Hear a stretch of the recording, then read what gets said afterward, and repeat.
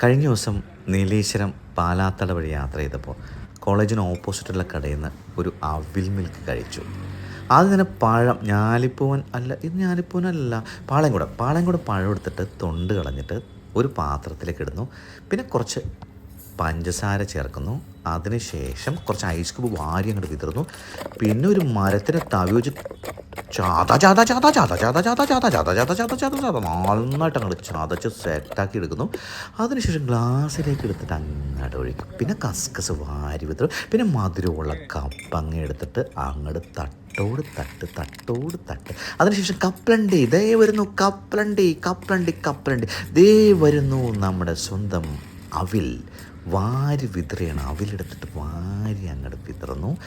അതിനുശേഷം ഒരു മാങ്ങയുടെ സിറപ്പ് ഒഴിക്കും. ആഹാ, ഒരെണ്ണത്തിൽ മാത്രം ബട്ടർ സ്കോച്ചിൻ്റെ സിറപ്പാണ് ഒഴിച്ചത്. ഇനി പാലെടുത്തിട്ട് അങ്ങോട്ട് മിക്സ് ചെയ്യുന്നു. ഒന്നും നോക്കാനില്ല, പാല് വാരി വിതറിക്കോ. അതിനുശേഷം സ്പൂണ് വെച്ചിട്ട് ഒരടിയുണ്ട്. എന്നും പറഞ്ഞിട്ടൊരടി.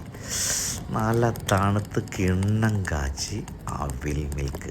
ഓഹ്, ഞാൻ ഈ അടുത്ത കാലത്ത് കഴിച്ചതിൽ ഏറ്റവും രുചിയുള്ള അവിൽ മിൽക്ക്. പൊളി.